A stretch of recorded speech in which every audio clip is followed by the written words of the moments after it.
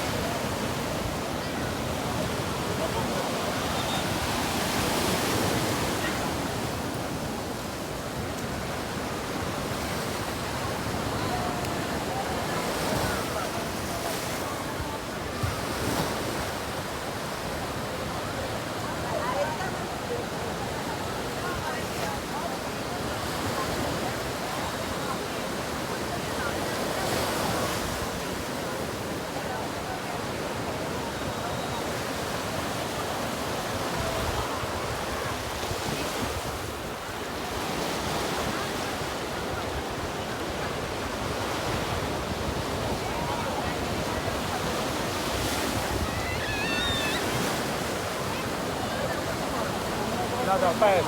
No, aspetta.